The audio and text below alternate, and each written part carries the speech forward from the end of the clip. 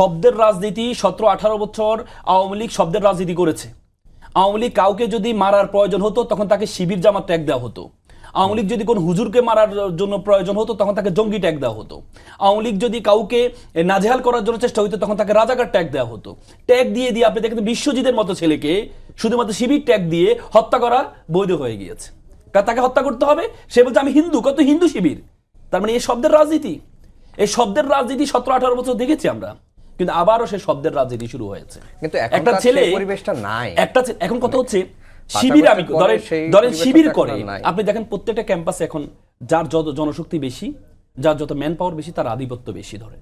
তাহলে একটা শিবির সে কেন শিবির হয়েও সে শিবির পরিচয় দিবে না? আপনি যে হচ্ছে এই যে সাধারণ যারা আছে, যারা পছন্দ, যেমন 5টি ছাত্র সংসদ নির্বাচনে শিবির জয়লাভ করেছে, সাধারণ ছাত্ররা তাদেরকে পছন্দ করে দিয়েছে। এখন সাধারণ যারা পছন্দ করে ভোট দিয়েছে, আপনি যদি এদেরকে বলেন যে তোরা গুপ্ত শিবির, তাহলে এটা কি জাস্টিস করা হবে নাকি ইনজাস্টিস করা হবে? কারণ পছন্দ তো অনেকেই করতে পারে, পছন্দ তো অনেকে। এখন ছাত্র দলের বিষয়টা হচ্ছে ছাত্র দল চায় তারা যে স্টাইলের রাজনীতি করে, শিবিরকে সে স্টাইলের রাজনীতি করতে হবে। কেন রে ভাই? ছাত্র দল হচ্ছে রাজনীতি হচ্ছে ব্যানার নির্ভর। কেউ কখনো নেতাও হয় নাই, কর্মীও হয় না, তারপর লাগে সম্ভাব্য নেতা, সম্ভাব্য কর্মী। কেন? সে মনে করে ব্যানার রাজনীতিটা আমার জন্য, এটা হচ্ছে আমার পলিটিক্স। কারণ ব্যানার রাজনীতি আপনি দেখবেন যতগুলো ব্যানার পাবেন, পেস্টুন পাবেন, সব কোথায়? বাজারে। কেন বাজারে? আপনি কেন বাজারে? বাজারে ব্যবসায়ীদেরকে বুঝায় যে আমি হচ্ছে ছাত্রদলের নেতা, তোরা যে কোনো প্রবলেম আমার কাছে আসবি, আমার প্রবলেম হলে তোর কাছে যাবো।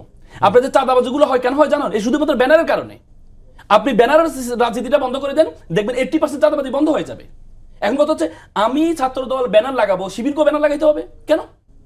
আমি ছাত্রদল ব্যানার লাগাবো, শিবিরকে একই স্টাইল পলিটিক্স কেন করতে হবে? প্রত্যেকের রাজনীতি আলাদা।